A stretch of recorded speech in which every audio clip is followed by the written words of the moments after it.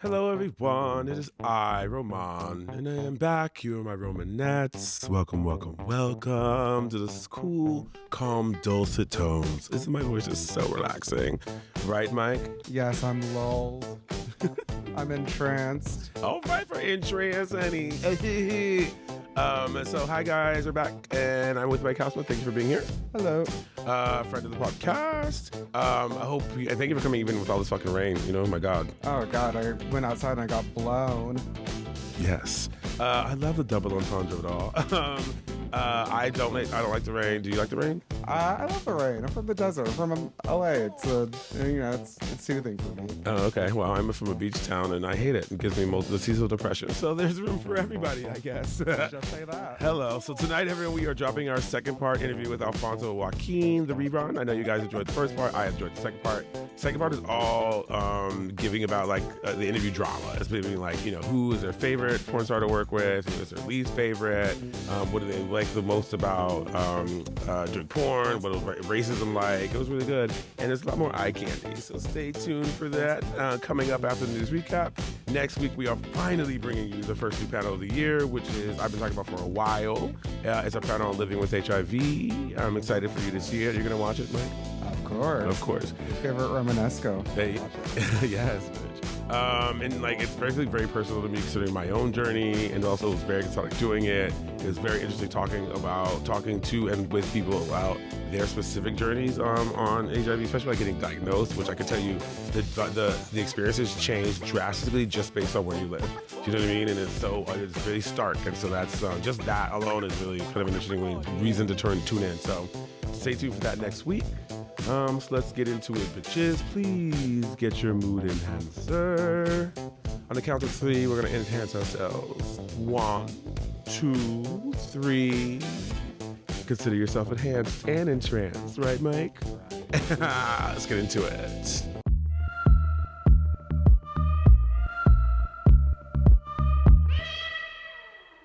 Happening since we last saw each other. So let's talk about Brazil, everyone. So I don't know if you remember when I told you last year, I went to this club called Pink Flamingo, and they stayed on me whenever I went to this fucking club, right? Why would I go, you might ask? It was because it was one of the few clubs open during the week, and a lot of the people that I go with there like to go there, right? And like that I go with on vacation with. And when you go on vacation, you tag along, right? You like, you know, you don't just do everything you want to do. So anyway, I went to this fucking club, and they would search me.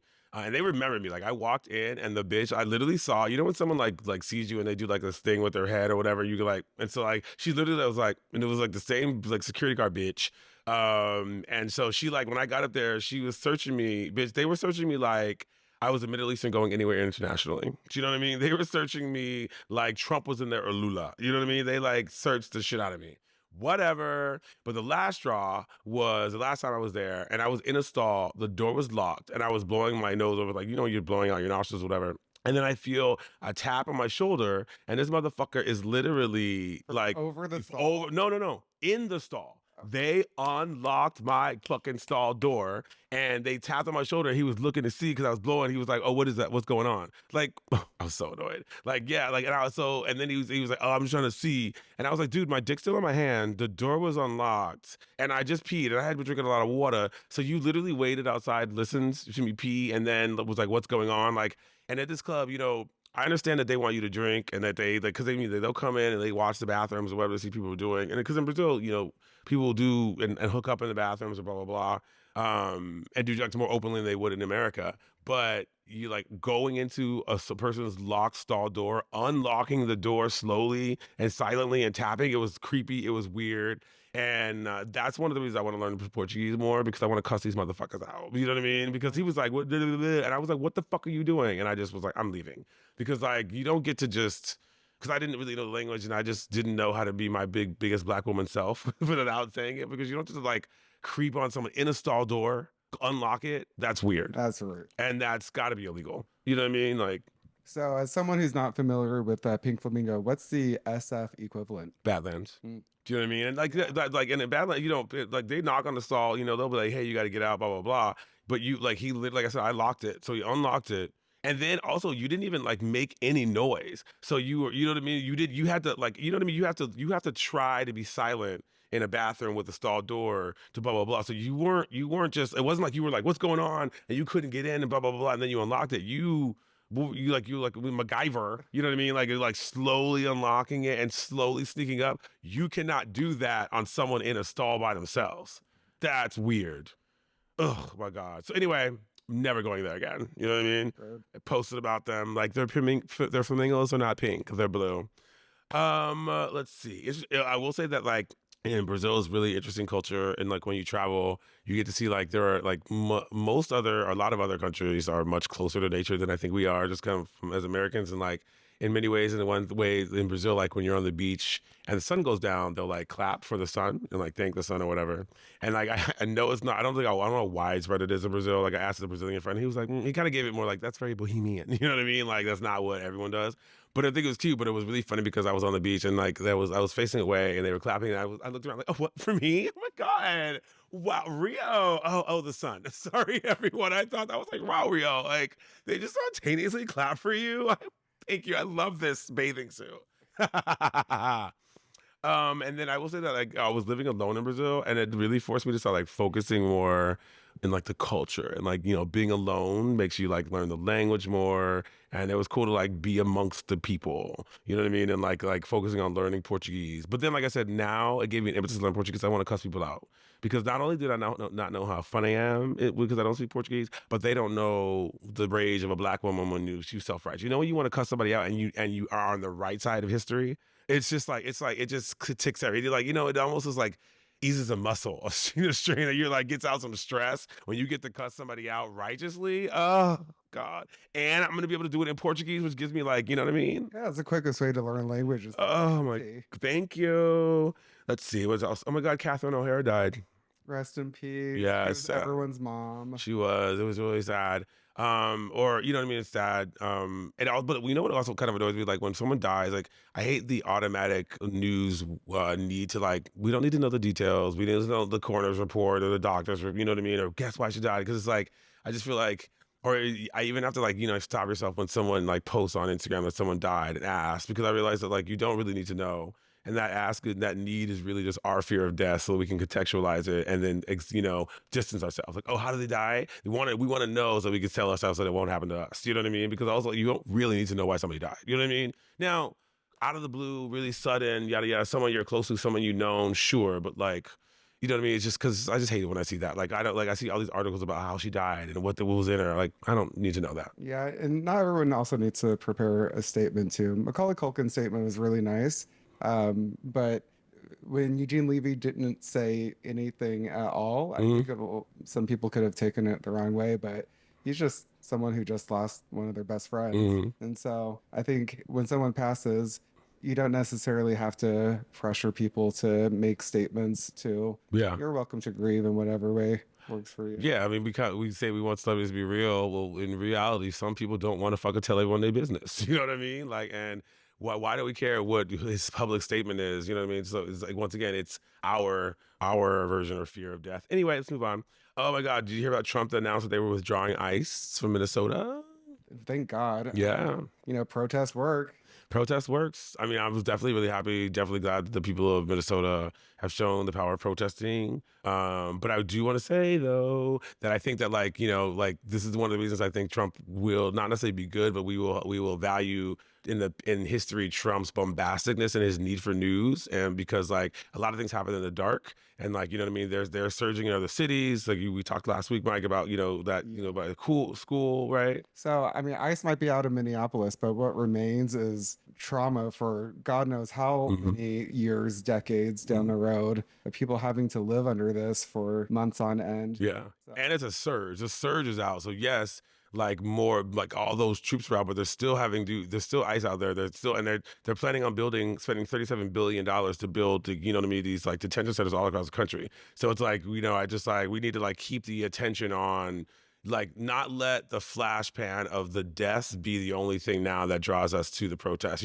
draws us to the struggle, because that's kind of something that we do as Americans. Like if it's not the worst case scenario, then it doesn't make the news and then we forget. So we still need to be like kind of like focusing on yep, what still ICE is ongoing with doing. the Yeah, because they don't. concentration camp in Dilley, Texas, where that mother and her 2-month-old baby have gone missing, Mm-hmm. which is terrifying. Mm-hmm. A lot of those small details still need to make the news, but we can also be proud and happy, and you know what I mean, and show that like the power of protest and the power of visibility and all that. And then lastly, oh, I don't want to end this happening now, but Jesse Jackson died. Just sad, you know what I mean. But he was older, so not the end of his life, but great legacy, Jesse Jackson. You know what I Rest in mean. peace. Rest in peace. No, sorry. Power. Rest in peace. Rest in peace is what I say for Charlie That Kirk. sounds oddly. Ooh. Oh my god! And so now we're at the what grinds my fucking girdles. I have to breathe when I do this. People, and this includes my fucking friends or people that I know, that want to party and go out and tell themselves that not eating is something that they can fucking and should fucking do and party. So like, and I mean like not eating when you're partying is a younger man's game. When I was 21, I could fucking eat once a week or eat like a chip and drink all throughout the week and bounce back and still go out to work. Remember, you could do that, right, Mike? Hmm. And be someone normal on Mondays. I could get fucking blitz and do it all. But as you get older, you know what I mean? And yeah, I know, yes, no, I'm not trying to trigger all you middle-aged motherfuckers or people. You're not old. I'm just saying older. Um, that you can, you start doing less stuff overall because it just hits you harder. And generally you can do less. Which is also good, right? Because you also can like still get fucked up and do less. You know what I mean? That's a good thing. But anyway, but you also have to start eating, and as you get older to keep partying. And it annoys me when my friends or people over 35 or close thereabouts really who are still telling themselves that they can do 24 hours plus, they can go without fucking eating, and then not acknowledge the increasingly like bad effects that it has on them and the people around them. Like when you're 30, everyone who's 30 knows your body starts to tell you that you're not 21 anymore, right? And that you can't do anything, and that you can't do the same things. And that's fine, because if you were still partying like you were 21 at 30, we would all be a fucking mess. And the people who still party like they are at 21 at 30 are a mess. You know what I mean? Like you can still party hard, but it changes a little bit. You know what I mean? Well, I am one bender away from my goal weight. Right? And I know it's a really hard reason, hard thing to realize. And yes, it takes a bit to start having that conversation with your body about partying less or whatever. And now they just want to be fucked up in your 30s. But when you get to like 35 plus, then not eating and not drinking or sleeping has so much more of an effect. And the next thing you know, you're falling out fiercely. You're getting really weird. You act weird. You're getting angry. You know what I mean? All these things start to like really affect you and the people around you. And I know that getting older changes at 30 or 40, and that and like, the thing is, you're not dead yet. You know what I mean? You're like, we're afraid of any change, we're afraid of anything, so we don't make any changes. But like, you can still be amazing and still party. You can party any fucking age, right? But you can only party at age if you acknowledge what age you're at, or at least acknowledge the changes that are going through your body. And I know that like, and I'm just saying this because it's like what I see around me as people get older and they start, they continue partying. You have to acknowledge, what's going on. And people like to run from the word addicts, you know what I mean? And people like to say that, like, I'm not an addict. And when they do that, they think of the worst case scenario, blah, blah, blah, blah. But I just want to say this to everyone out there. And this is to myself too. I'm at that age that I'm, I got to party and, you got to monitor yourself. That if the people around you are telling you that you have a problem, right? The people around you are, or the universe is telling you're getting context clues, right? You know what I mean? Like I don't know, maybe you're having issues at your job, or you're, the people like are treating you differently, or you're starting to get, you know what I mean, some real signs. Addicts are the people who ignore those signs. Do you know what I mean? So if you're not an addict, then act like one, right? If you're starting to get signs that tell you that you need to manage your behavior, not stop, not whatever, but to start like managing and looking at and making choices and seeing if there's any concerns, that doing that is what makes you not an addict. Ignoring it to the point that, it starts to affect your life, and not taking into account what the people around you that are in your life or the things around you are saying is what an addict does, right? So if you're not going to be an addict, act like one. And with that, let's go to party reviews.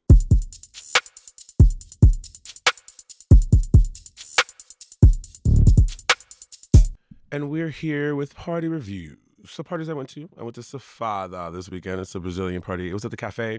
I will say that it was a really good marriage of those two. The party was great. The cafe was full. I really liked the venue there. So I love when that they're throwing more parties there. And it was packed. There had a lot of girls, but it had some hot men. Like men that, you know what I mean? Brazilians I had not seen before. Ooh. And it really felt like I was in Brazil. Like they really were like giving you Brazilian vibes. It was really cool to kind of like subsume myself back into that mindset. So yeah, I'm liking it. Sometimes the Great Northern can seem cavernous. You know what I mean? If you're not fooling it, but like the cafe is a little bit smaller, but it was packed, right? Good vibes, good boys. Yeah, I had really good fun. Then I went to Heaven at Halcyon, and I have thoughts.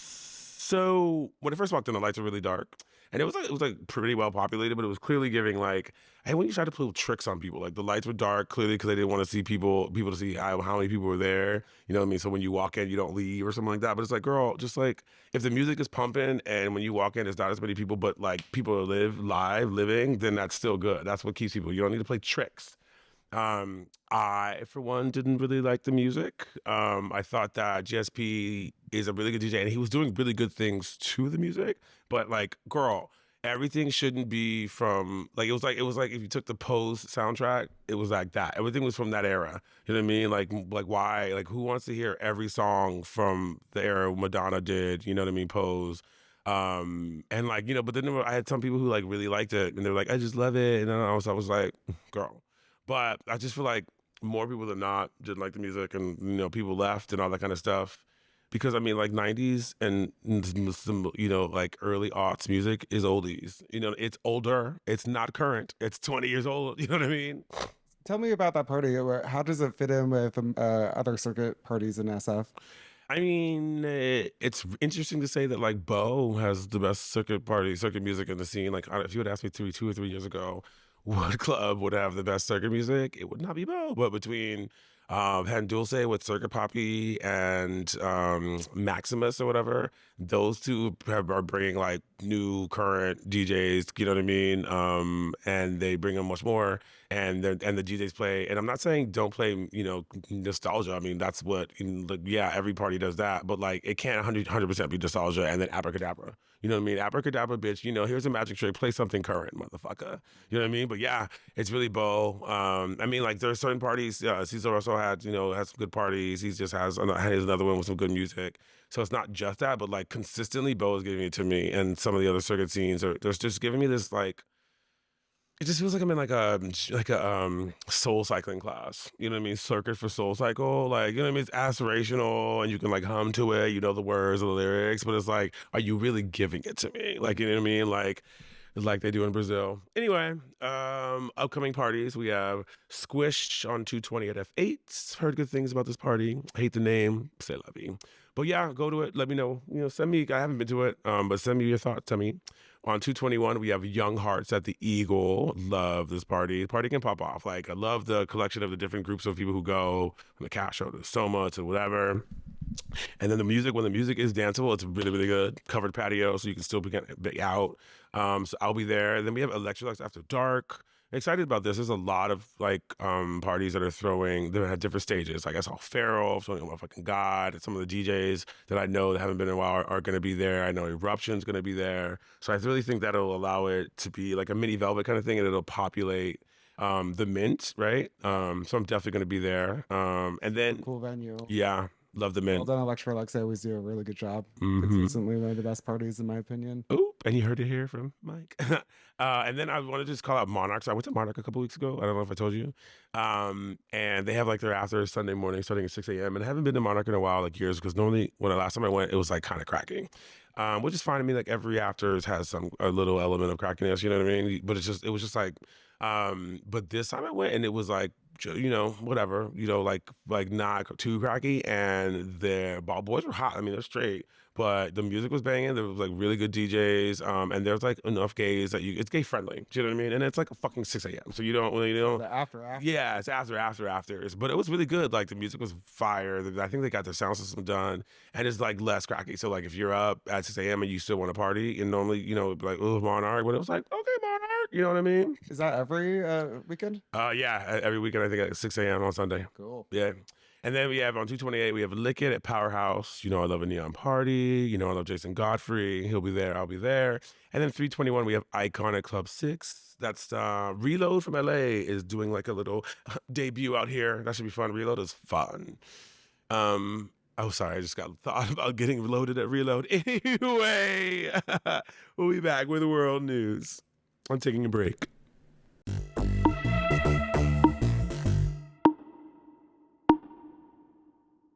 And we're back with world news.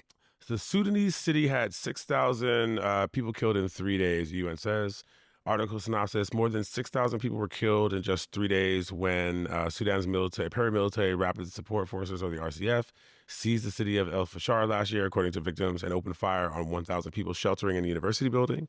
The report cites evidence of mass killings, summary executions, torture, abductions, and sexual violence against civilians. Sudan is in the midst of a 3-year power struggle between the army and the RSF paramilitary troops. The U.S. and the Human Rights Watch believe the RSF has committed genocide and believe the Sudanese army on the opposite side has committed war crimes as well. Britain has levied sanctions on 6 people it believes are responsible for some of the war crimes on the RSF side. But in many ways, the attention and aid has been affected by time, Trump pulling out aid, and a lack of U.S. involvement or attention these days. What do you think? Yeah, I mean that's the human cost of defunding USAID, and a lot of our humanitarian is that people in war zones can't get what they need just to live. Mm-hmm. So that's a real effect of that. We need to refund those programs. Yeah, and it's like, I don't know if you guys remember, we talked about the genocide in the Sudan a while back, and we talked about the city of El Fasher, and I think at the time they were about to sack it. They had like surrounded it, and they hadn't started sacking it, but they were threatening to do so. Well, they did, and reports of torture, mass killings, and rapes have come from that. To give you guys some background, Sudan is being torn apart by 2 men who were in power in the previous government. After the dictator, President Omar al-Bashir, who had ruled for 30 years, he was a dictator. He was the army threw a coup and took over the government. But then the people of Sudan wanted more than just the army control. They wanted democracy.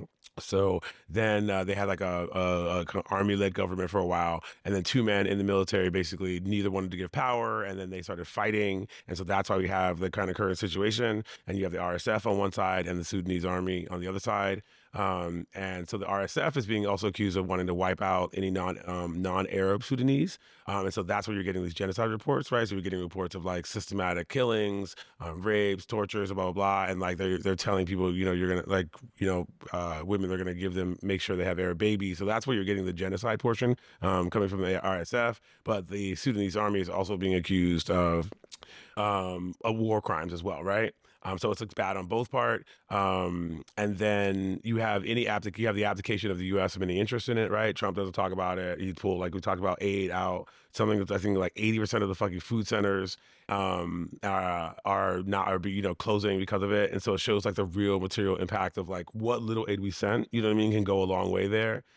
And that is one of the most annoying things about this administration. Like USA aid, it's a pittance compared to like what we spend on the government. You know what I mean? How much money we give away, and it's just the last bill alone to fucking corporations. And you want to pull the $400 million that goes, you know what I mean? That translates into millions of lives that you just, you know what I mean?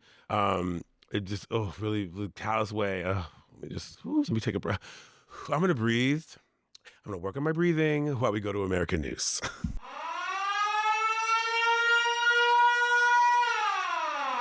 Yeah, here we are with American news. The internet is fuming after this Florida university told a student to remove the word black from Black History Month on the flyer.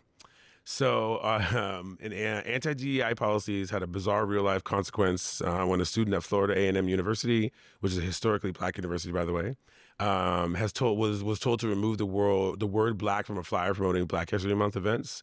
I love it. Like Black History Month, right? I was about to say that. Like, you mean so there's like a day in February, right?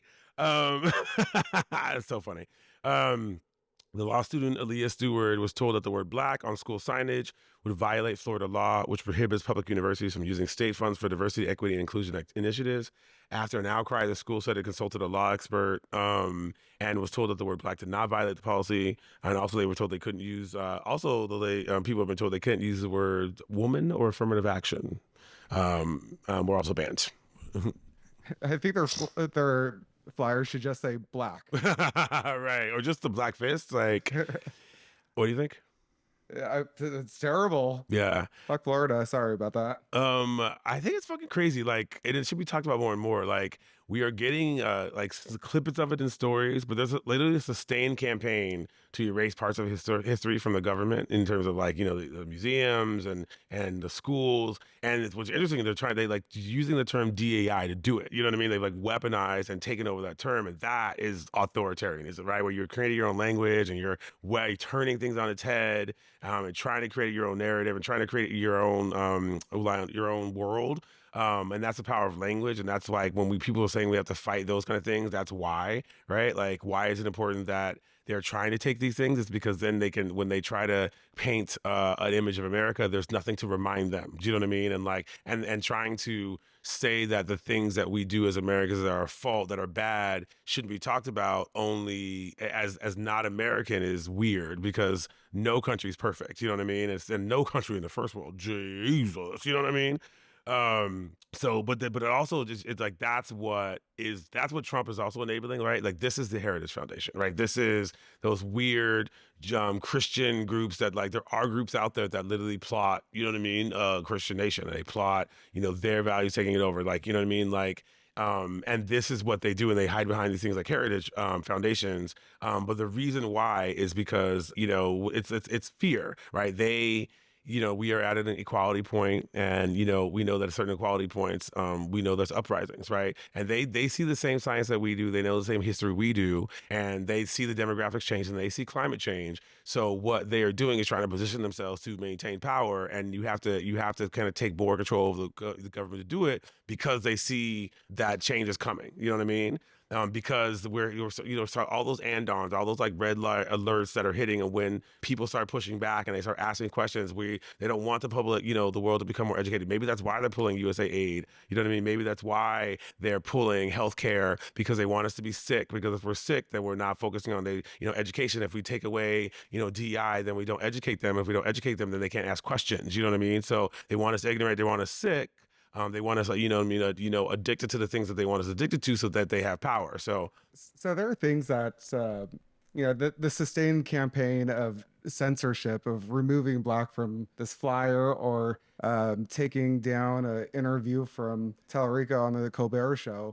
Like, there are things where that actually generates a bigger response than the silence. Like that interview, for example, got 3 million views on YouTube after it was taken down. And so sometimes these things will blow up in the face of those who are trying to censor it, and end up, it's just like they're stepping on a rake some of these times. Yeah, I mean, and look at like we haven't even talked about, this is Texas University is a historically black college, and you are like saying you're not fighting like see Black off. But this is what happens when you weaponize the government, because you have a university. Universities are like, especially like, smaller ones are made by the money they get from the federal government, the state government. And when you have your state government against you as well, you know what I mean? Then they're probably scared of getting money pulled. And then, they'll pull the money. And if they don't have the money could be sitting in lawsuits for years,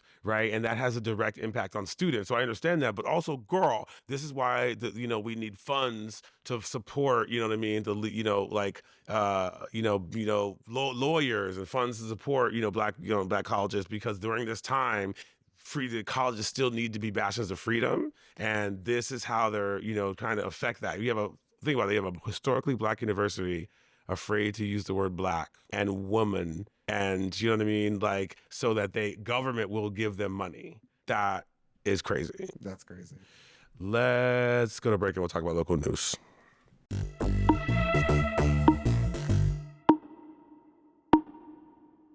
Local news. Woman accused of wiping out an entire family in SF crash likely won't get prison time. An 80-year-old woman accused of driving at a high rate of speed and crashing into a family of 4, killing them at a San Francisco bus stop nearly 2 years ago, appeared in court on Friday. Mary Fong Lu, can't drive, had pleaded no contest to 4 felony counts of vehicular manslaughter in the crash. Superior Court judge in the case indicated will likely get probation and no prison time after factoring in her age, remorse, and lack of criminal history. The judge said she would likely serve 2 to 3 years of probation and be banned from driving. Well, you think, bitch? I hope so, bitch. She should get a restraining order from cars. You can't be 50, 100 feet from a car, bitch. Okay. The attorney for the victims' relatives said that they were appalled at this development in the crash, where a single family, including two children ages 2 and under, two children under the ages of 2, were killed. A no contest plea avoids the moral accountability that this case demands, said the attorney. The family pushed for home confinement and significant community service. Also, last year, Mary Fong Lau was accused in a civil lawsuit by the family of moving her assets to her assets to people under her family's name to avoid they can be using and assessing her against her in case she wants to need to be made accountable civilly. Yeah, that's a real crime. Hello, but as you know, there's no. There were no updates in the article about that last case. What do you think? I mean, at first I was like, okay, old lady accident, but she knew what she was doing afterwards if she moved her money to avoid any accountability. Yeah, bitch. I mean, you went like, yeah. So like, I have so many thoughts. So first of all, what in what world is a no contest plea showing remorse, right? Like, and maybe I'm not a judge. I don't know legally, and like, but like, and like, you're literally not acknowledging that you did the crime by pleading the fifth. Right, that's what literally no contest means, and so that you know what I mean. Then how can you have remorse for something you're not contesting to? Like it doesn't make sense. And the family asking for home confinement and community service—that's not unreasonable. No, They're bitch. not reaching for Yeah, the there. right. So, and that like that's like, but it's like saying like if you plead no contest, that's like saying I have no knowledge of those events, sir. But if they had happened, I'd be really heartbroken over it. Which one is the bitch? You know what I mean? Like I don't understand how the judge can say that she as like can use and say that someone showed remorse for something they pleaded no contest to. You know what I mean? Like, what the fuck? You don't get to plead the fifth and not acknowledge the crime and then reap the benefits of being remorseful of the crime when it comes to time for, sentencing. Like, you have to acknowledge the crime and hope for something. You don't get to legally remain neutral, which is what this is all about. If she pleads no contest, then it's probably harder to get money from her civilly than if she was, told, in front of a judge and pleaded in court that she was guilty of something, right? Then, because that's all this seems, especially if you take into the account the other case. Now, maybe the judge can't do that, but if you're at the point of sentencing and showing remorse, even if I heard that the family was suing her, like, you know what I mean? Like, who's remorseful? How remorseful are you if the family of the victims are suing you for anything? You know what I mean? Like, what the fuck? How do those two come together? And like you said, how did she get 2 to 3 years of probation after killing an entire fucking family? She was going 70 miles an hour in a school zone and she ran over a family at a bus stop. You know what I mean? And then, like, I'm sorry, just because you're old doesn't mean you don't get have no consequences for taking a life. And I get it, incarceration isn't a thing, but like home confinement and community service is fine. Like the bitch doesn't just, like, she's 80. You know what I mean? This bitch if she got in her SUV and got enough, whatever to go 80 and go all over the place. She got enough energy that she can use some of that motherfucking energy to like knitting. You know what I mean? Or fucking, I don't know what fucking old people do, bitch. You know what I mean? She can do fucking something, making lunches. You know what I mean? She can stay in her house, but she doesn't get to live out her, because 80 is, to some people, she could be living for a long time. You know what I mean? You don't get to live carefree or whatever with just the guilt when you've killed a family of 4. I mean, she should play Grand Theft Auto and just stay home. Thank you. She can do right when she's there, and that's something she can do. The bitch likes to go, but I'm just saying, like, you don't get to like, I don't care if you're 80. You know what I mean? Unless she is on her death's door. You know what I mean? Which she's not, because she's got wherewithal to go out, go drive, yada, yada, yada. She needs to be doing something to show some penance, and the state needs to force it. And just because she's 80, I don't give a fuck. You killed 4 people. Do you know what I mean? Like, knit me something, bitch. You know what I mean? Make some cards. Do some I don't know, bitch. Okay, shit. What the fuck? We're coming up with pop culture news. Coming right at you, babies.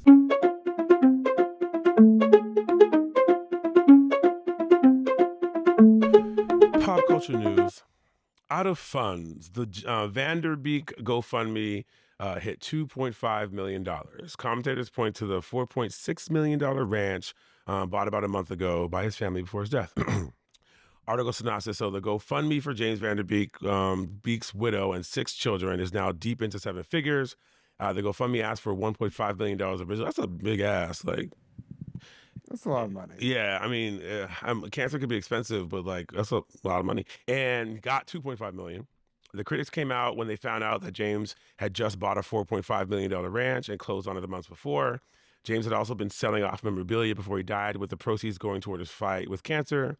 There were many comments on both sides about the issue about the GoFundMe and whether they should be asking for money versus selling the house. What do you think? I mean, he didn't die suddenly. I think he knew it was coming. So to not make that plan in place for your medical bills is, I don't know, seems a little short-sighted to me. I know he's someone that people loved growing up. Wasn't in my world, but Mhm. I don't know. It seems like that's something that you could plan for.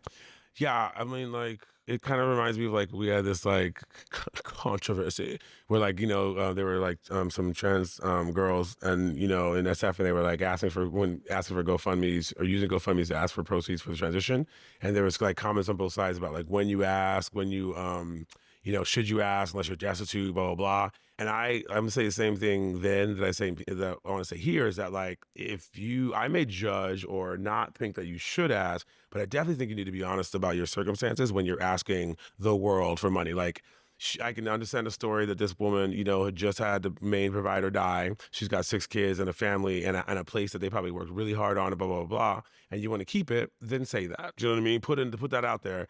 This is what we got. I'm really trying to hold on to it. You know what I mean? Help us, blah, blah, blah, blah. And yeah, you may not get as much, but at least you're getting something that people who, if they agree to donate, they can donate.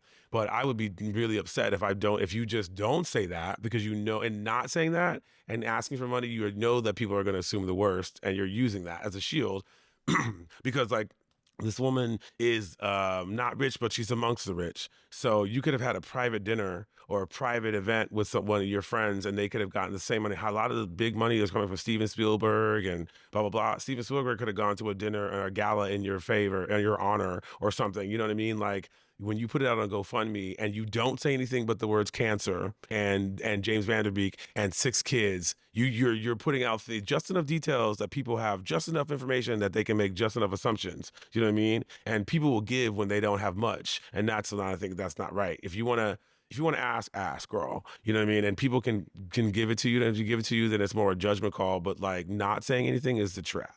You know what I mean? That's why I'm like, Yeah, say something before he passes if the situation's dire. I'd rather give my money to someone who's alive or transitioning, not after. or put it in the fucking GoFundMe. Like, what I mean? She could easily just say the truth. Like, I want to stay in this place and we're going to, blah, blah, blah, blah. And I don't, selling it doesn't equate into like cash that I can send, to the doctor right now or pay the bills right now. I have 6 kids to focus on. Please help me. That could have been the same speech the bitch gave at a gala, you know what I mean? And she could do that on GoFundMe. When a GoFundMe is when you're putting it publicly and you know what you're doing when you say certain words and not say other words. You know what I mean? Up next, examples of protests. 250 people. Did you know, Mike? There were 250 people who demonstrated on Saturday against the Iran government on the sidelines of a gathering of world leaders in Germany. The police said that this was after Iran's exiled crown prince cranked up international pressure on Tehran.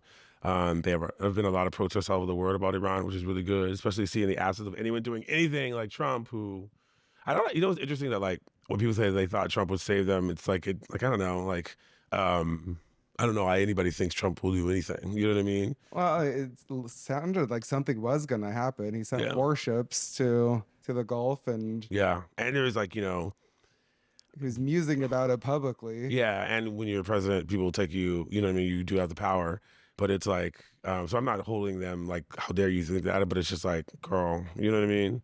And he's not the only one. I mean, other presidents have said, Barack Obama's red line. So anyway, but I do want to say that like, a lot of atrocities happen in the dark.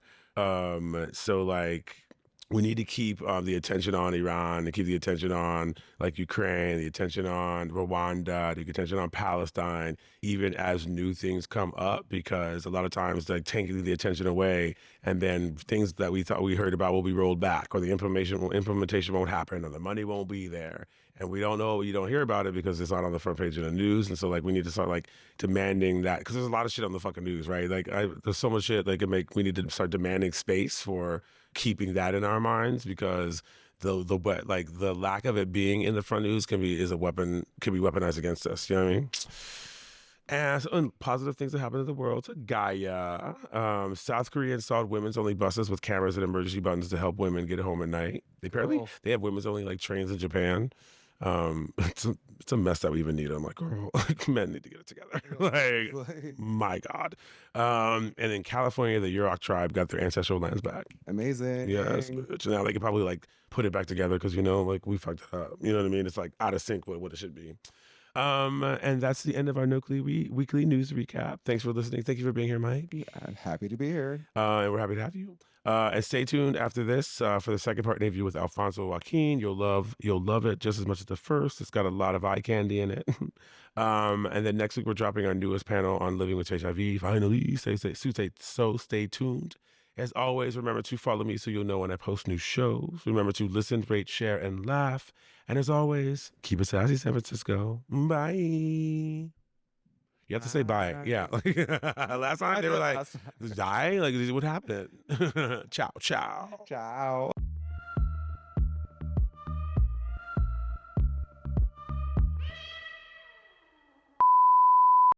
Hello. Hi. It's Roman. It's me. And I'm doing a mic check. Oh, I sounded very sexy. Mike? Sounded a little B. Arthur to me. B. Arthur from the Golden Girls? A little bit. Fuck you, bitch. Bit. I'm a Blanche. Sort of.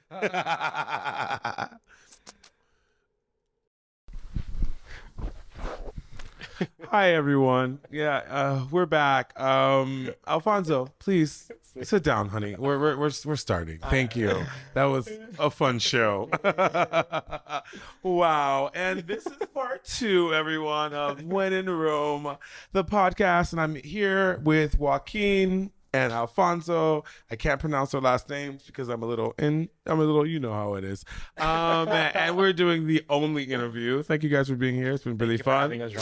So let's get into part 2. Woo-hoo. First question. Ooh, this is an easy one. Actually, no, that was a bad one. First question, easy one. What do you think about Austin Wolf? Ooh. I think he already declared guilty. Yeah. And so he needs to accomplish his time in jail. Mm-hmm. Did you guys work with him? Did either of you work with him? I did a collab with him many years ago, yes. I saw him once. That was a mountain of a man, bitch. We were in PV, and he was walking, and whenever I see someone like that, I'm like, girl, I am not dating someone like that on a game week. Yeah. You know what I mean, bitch? You know, you try to imagine taking a big man like that out. He went on a game week. No, I only date men like that when they're cutting. Think? Yeah. Have you worked with Austin? No, I never met him. We speak once like, to collab, but we never. Yeah, he confused me with you. Oh, yeah. This happens often. Yeah, that happens often. Do you guys have read into like kind of like that in the industry? Like not that Austin was weird, but anything like maybe, you know what? I don't even know if that's the question I could ask. Let's talk about what about Tim Kruger? How did you guys deal with that death? Joaquin was the closest one to Tim. Difficult. Yeah. Basically, he was my dad in porn. Basically, he was who bring me here. Like The person who got him in the industry. Yeah. Started passing. How does that manifest? Was it in the porn industry? Like, did people go to the funeral? Do you do something, or is it just kind of like, how do you remember him in your own ways? No, I was in New York actually when it happens. I was with him the day that happened. Yeah. Yeah, actually, Alfonso was the one who gave me the Told him. And I feel like, do you feel like because of the stigma of like porn, it keeps you from being able to like grieve? Like, you know what I mean? Like, do they have a funeral for him or anything like that? Oh, I don't know. I wasn't close to him. Yeah, he was a really private person. Yeah, so I guess everything was. He had a long time partner too. So I guess they took control of it. But that's what I mean. That's what I feel like. That's the thing though. Like, because of the industry and whatever, then it wasn't one of those things where like everyone can go. But I feel like if he had been a florist, do you know what I mean? It would have been like, oh my God, all the florists can go to the funeral. Do you know what I mean? But because it was porn and nobody felt like, you know what I mean? So I feel like that's how the stigma plays out. You know what I mean? Because there's no reason why you guys couldn't have gone to the fucking funeral if you can, you know what I mean? You've been working with the man for fucking years. You know what I mean? It's kind of this, we see a lot of that in San Francisco when like just being gay, right? When someone passes, the family who may not have like been okay with them being gay, they disappear, and then we don't get a chance to fucking grieve. You know what I mean? Because of blah blah blah. To be part of the funeral. Yeah, you know what I mean. That could suck. Yeah. So tell me about. Let's talk about when we talk about porn. So we had some good experiences. Talk about some of your bad experiences. Can you guys give me a bad experience? Bad experiences in porn. And- I mean, I started at least with a very toxic studio. Yeah. Which is Like what a bad experience you had in the industry. a bad experience that I had in the industry. Joaquin? Do you think of it?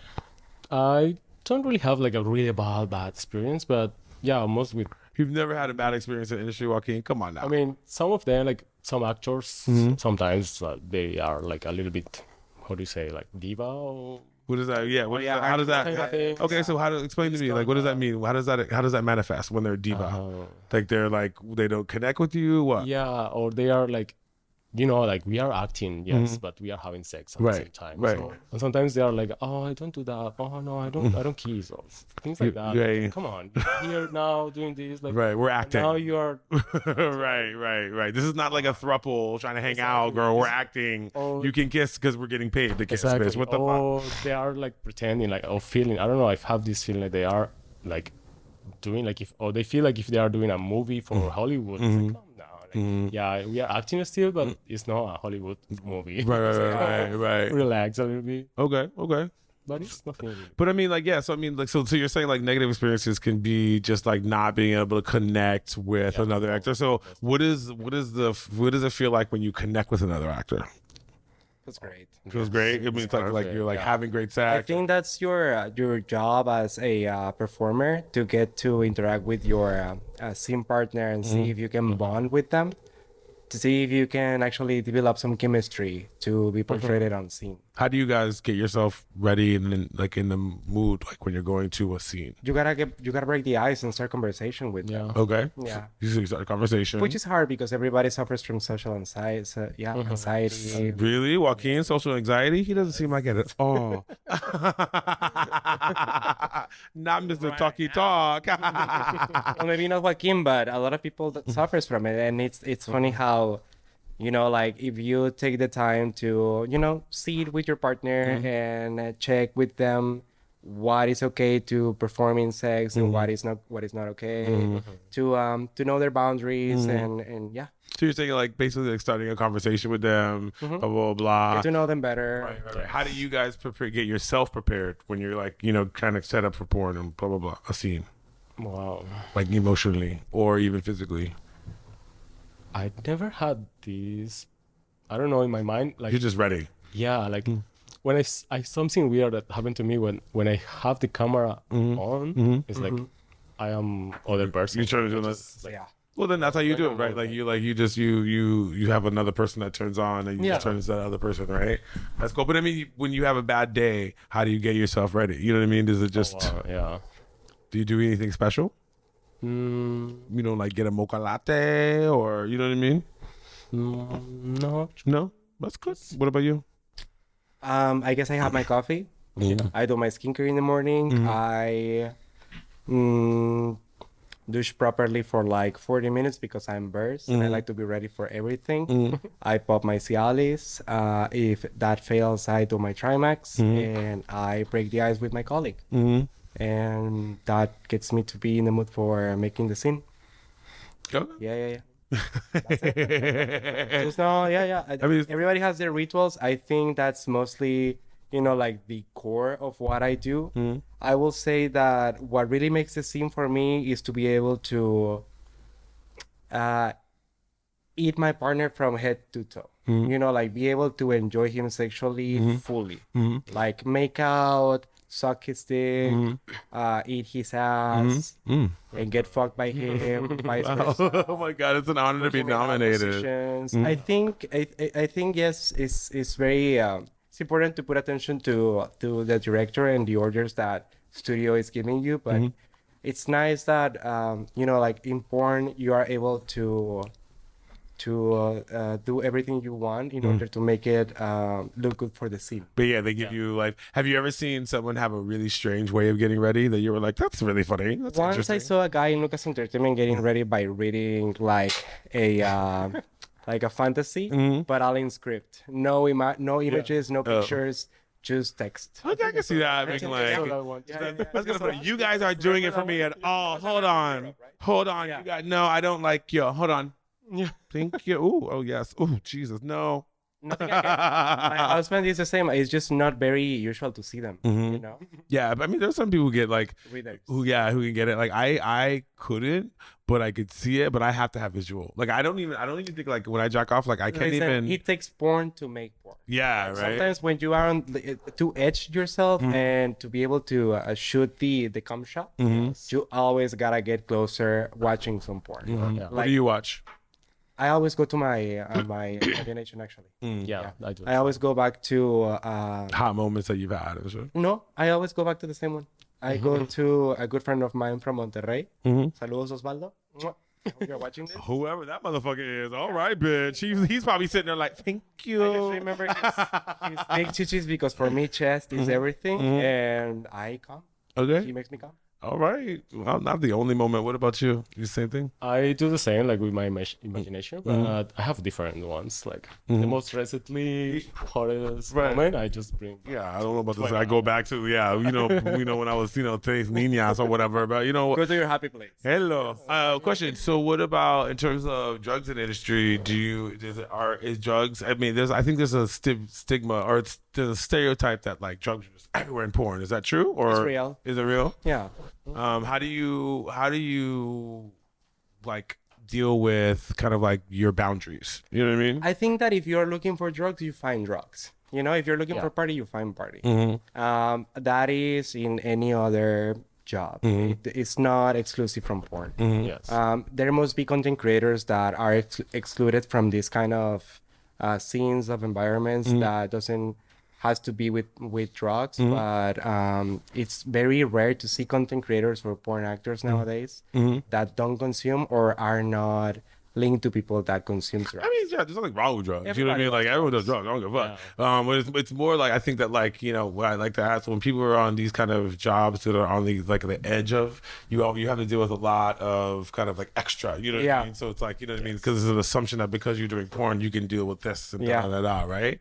What about steroid use? Is that very prevalent? Yes, it's very common. Yeah. It's common. I don't use it. You do use it? No, I never use it, but it's common. Yeah, Yeah, it's I saw common. a lot of people. It's very using it. common. Yeah, I mean, steroid use is common. Don't use them. It's not worth it. Yeah, I personally am not a huge fan of steroids, but if you're gonna use them, at least be safe. I mean, if you are into it, sure, but also like do it with a professional, by the hand of a doctor. Don't mess up your body because there's no turn back to those kind of decisions. I got in your skin. Do you know what I mean, guys? Like Hard people. rock, like a Yeah, fucking people be like, "Oh my God, steroids! Like you look great, but then you look like a Jackson Pollock. Like I'm get like to your a skin. Yeah, I mean, I'm crawling over your craters on your skin. Like my God, it's not worth it. Do you know what I mean? Like I've never met anyone. I'm not even against steroids, but I've never met anyone. Everyone who's ever done steroids to me is always doing it to just get like one more crease in their like lining, and that's fine. But it's like who has ever not gotten with you for that crease? Who has ever been like, no? I would suck your dick, but that crease. You know what I mean? Like I'm gonna suck your dick anyway, girl. Yeah. But I won't suck your dick with if you're raging and you have like pock marks all over your back. Do you know what I mean? Like, oh God. I've done it. Huh? I mean, girl, I'm a hoe. I would, but I got you. Okay, so we talked about bad experience. So you guys haven't had any really bad experiences. I mean, I guess that's pretty good. Bad experiences. Work with difficult people, maybe, but that's it. But that's it. Yeah. And do you guys feel like you guys are both now at a state in the industry where you don't have to work with certain people, or do you feel like you still kind of have to? We are in a place where we can say no to projects. Okay. Yeah. Do you guys how do you guys like when you guys film? Do you film like a lot at one time? Do you like travel to different locations and just meet a bunch of boys? Or what do you do? For me, it's more like that, like traveling around and make content, and then back to my place and edit it and work it on it. How do you separate? Is there a difference between like porn sex and regular sex for you? Yeah, I have a difference. What's the difference? Yes. Like, you know what I mean? Like, Do you enjoy it the same, but Yeah, it depends. Like for when it's at the studio and OnlyFans, it's different. But of course, it's like still, even for OnlyFans, when it's not that much acting, I'm acting a little bit. Yeah. My brain is a little thing, something there. It's thinking about the light, the camera, where is the angle. You're like, Exactly. right. So it's like my body's feeling, I am enjoying it, but You're still acting. You're still on. It's not the same as being where you're completely like letting go, blah, blah, blah. yeah. So I need to have like a real sex out of cameras, like when I can be myself. I don't care about cameras, don't care about angles, don't care about anything, light or It's like a release. It's a different kind of release. It's the same thing for you. I enjoy more real sex, but I always enjoy both my collabs and studio porn. Yes. Yeah. At the end is sex. Have you ever had to have sex when you're like not enjoying it? Yeah. And how do you deal with that? It feels depleted. It feels like you failed in something, especially for me because I'm a people's pleaser. There's nothing that feels worse than feeling like I didn't accomplish someone's fantasies or their necessities. And yeah, it has happened. I try to not think about it. I think naturally I just block it in my head and never think about it again. But it has happened, I guess. yeah. Yeah. And do you feel like it has an impact on you, like overall? Or is it kind of you wash it away? You know, you have the ability to. I think it has an impact of learning. Okay. As in, like, you learn to not put yourself in that position ever again and to call it a night when a day or a night, whatever it is, yeah. whatever. But like, it makes you remember that you are always in control of your decisions and you can always just say no and stop it when it's just not flowing, you know? Okay. Well, I think that's a really good time to stop for this little break. When we come back, we're going to be talking about some of their favorite memories doing porn, some of the dangers about doing porn, advice that they would give. We are losing clothes by the minute. Yeah. We'll be back.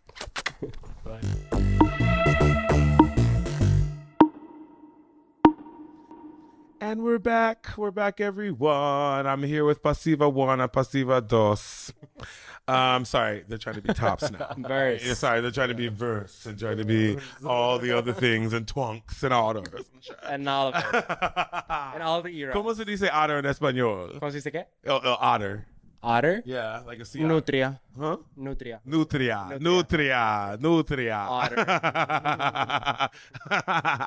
Okay, so let's get back to the interview. We were talking about. I have a question. So, do you have anything you're trying to do in porn that you haven't accomplished yet? We are trying to do a collective with a group of friends. We haven't really reached out all of them, but so far it's between Joaquin, Steven Angel, and I. Is everyone in the group the same 5'8" height? Yeah. Is there anyone that's taller? yeah. Okay, all right. We are- That was okay. Cool. We are The Lollipop Guild. I love it. The Lollipop Guild of porn. we are three Latinos that like to crash after parties Oh. and record content all around the globe. So you guys are gonna kind of like basically like one works together, sell yourselves as both a group, but then also this collective you're gonna help each other promote each other. Are you guys like kind of build a website together? Is that what that looks like? Not Or- a website, but like be our own agents. Okay. Yeah. Okay. So and like own branding and all that kind of stuff. That's cool. And that's with your friend Steven, yeah. As our friend Steven Angel, you can look for him as Steven Angel both on X and Instagram. All right. What about goals outside of porn? Joaquin? wow. I was just speaking about this with a friend before this interview. I want to study for I don't know say that in English, scenography design. Okay. Yeah, because Because you were doing interior design. Like interior. Are you planning on like interior designing your butthole? Like, you know what I mean? Like, oh my God, look what I've added. We've added So crown much molding. I mean, got all that room in there now, girl. You know what I mean? After years of porn, bitch, you could just add a back room. You could do some, you know what I mean? We could have some lighting. right. We got studio, bitch. This is a duplex. Okay, it's a duplex, baby. So you want to go back to school to study your interior design, and how you want to use that? You said like you want to use that in porn. Yeah, because I want to study scenography, create sets for porn, and That's funny. I can see Joaquin like getting fucked on a set and be like, you know what, we could do so much better with this lighting and this wallpaper. You know what I mean? Yeah, you're doing great, but have you thought about mauve in here? Like, oh my god, and maybe a taupe cover. You're doing great, sweetie. But like this couch, I just think we could just. That's really funny. Art department. What about you?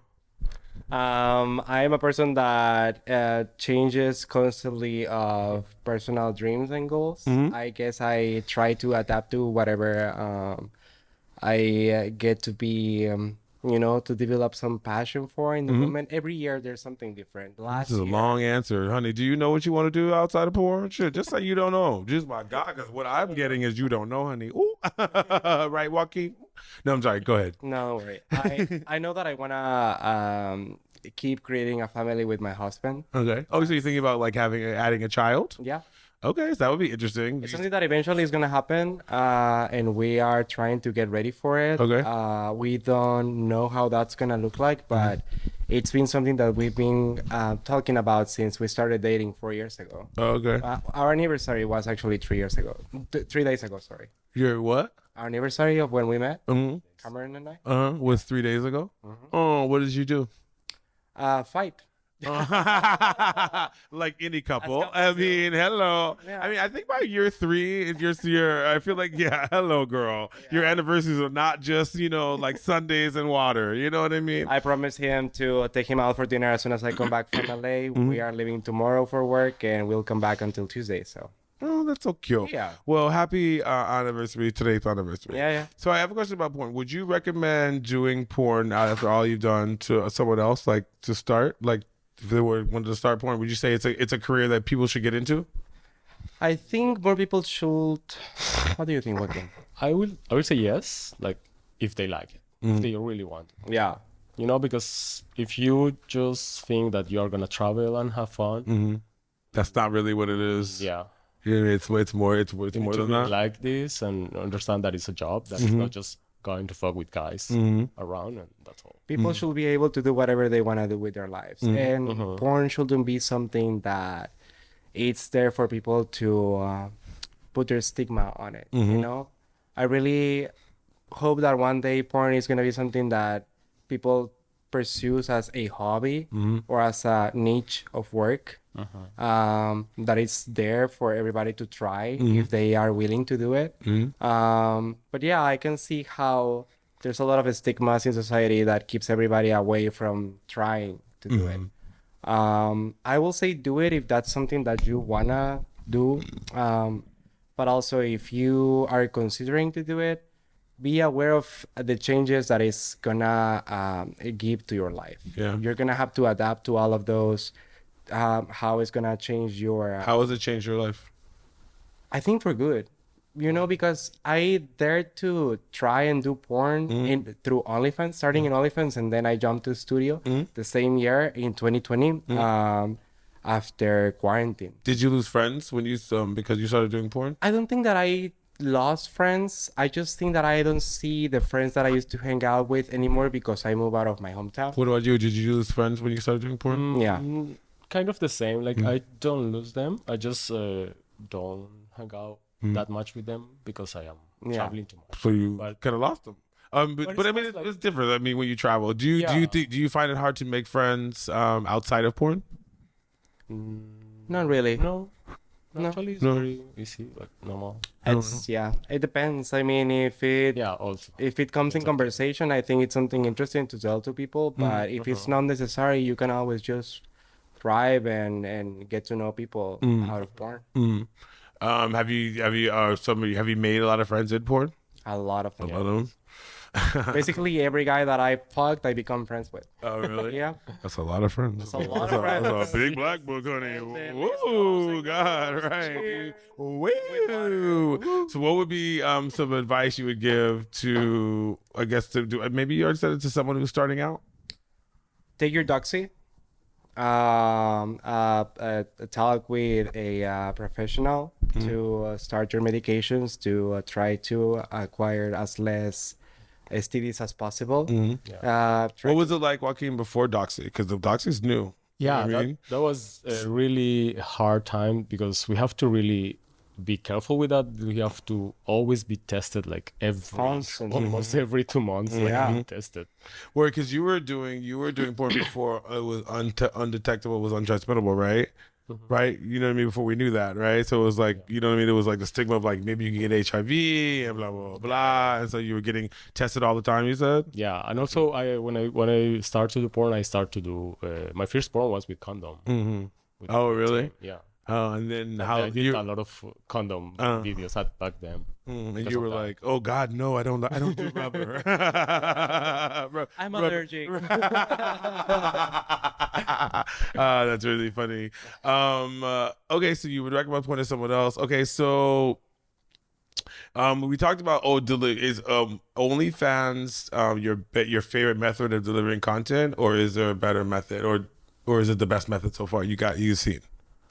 I gotta say that it's better to do it yourself. So whatever platform is, having total control of your business, which nowadays any platform like OnlyFans or Just for Fans can give you, it's better than to just rely in studio, because studio also likes to either work with their favorite ones, and it takes a very long time to be in that list, Yes. and or they like to rotate models. So nothing assures you that they are gonna call you constantly and you're gonna be permanently there. Yes. So yeah, like I will say, just go ahead and start whatever, Pornhub, Just for Fans, OnlyFans. But do you have your own website? I will say eventually get your own website. I'm on my way to get mine. Would you have your own Same. Yeah. I You're already own my own domain. on the Actually. way. It's gonna be WoaquinSantana.com. Actually, it's coming. We are doing a content house Yeah. named Joaquin Santana's house. Joaquin Santana's house, the abyss. House of Santana. House of Santana, the abyss. The cavernous abyss. I love that. Medellin. Medellin, more. Hey, we were talking. We were just like talking about content creators. Let's talk about what we know about sluts. Yeah. No, I was gonna say, who is someone that you want to work with that you haven't worked with yet, Ooh. You first. or a type of porn that you haven't done that you want to do? Think about a porn star. It's so difficult because now it's a lot of people doing OnlyFans that I won't work with. I mean, it's like who hasn't, right, girl? I mean, my God. They are like Pokemon, girl. I gotta catch them all. Bro, yeah, especially when you've been traveling the world. You know what I mean? How many times have you done this Oregon Trail? You gotta keep Right.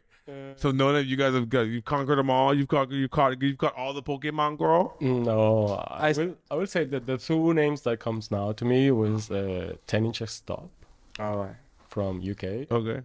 Oh yeah, I know him. Not Cameron. Be like, yeah, yeah. I know who that is. Ooh, Dennis Stop from, and then I want to do a scene with. There's three names that pop to my mind: Rafael Alencar, okay, Sean Xavier, which is actually one of the first porn stars that I met when I was a staff member, and Paddy O'Brien, which is a man. And I know Falcon Paddy regular, O'Brien. Yeah. I think a Falcon regular. Okay. Any types of porn that you want to do that you haven't done? I would like to do bi fantasy. Bi fantasy? Yeah. Girls? I would like to perform in straight porn one day. You know, like just to for the research and jump to. You like fucking women? I'd like to experiment. Okay, look at you. Yeah. This is bisexuality. Okay, girl. Right. No. I would like to start with, it's like a guy fucking me and a girl at the same time. Okay, I'm Will here be for it. I mean, I know some girls who are here for it. Let's see. I definitely. What about you? Any types of porn you haven't done? I would like to try with a trans man. First man. You know, it's so funny, like, you know, OnlyFans, when you're like scrolling through and all of a sudden they're fucking a trans man and you're like, oh, hey, look at my feed. Have you ever been offered like a type of porn and you were like, no, like I won't do it? And what was it? Sorry, what is the question again? So have you ever been offered like to do a scene or type of scene that you were like, oh, I just won't do that? Oh, Or are there any types of any places you won't I know go in one. porn? What? On me, once I got requested on OnlyFans from a subscriber to do a video like thriving, just rubbing myself on chocolate.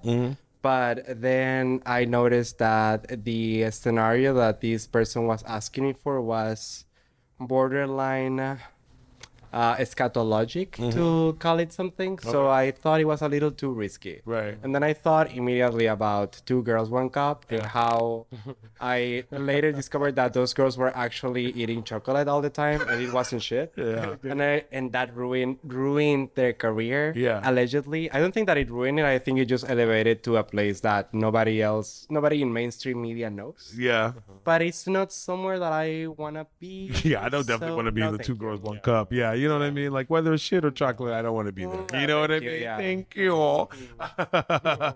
So I had to say no to that fan. But Yeah. What about you? Any type of porn you wouldn't do? Not really, but yeah, if I get that one, I will say no. I will say no. Yeah. Like, what about like, because they have like really like rough porn, like that kind of stuff you're good with? Like being tied up, you know what I mean? All that kind of. We all the started things. with very, very rough studios, so we are work with some of we're them. very well trained. Yeah. Yeah, I can see. I can definitely see it in your eyes. we're not scared of I violence. love it. I love it when you're like, we thought it was very rough, so they ain't got shit going right now. You know what I mean? Woo, PTSD. And with that, we are going to end our second part. Thank you, Joaquin. Thank you, Alfonso. This has been amazing. Mwah. When in Rome, keep it sassy, San Francisco. Bye. Thank you, San Francisco. Mm.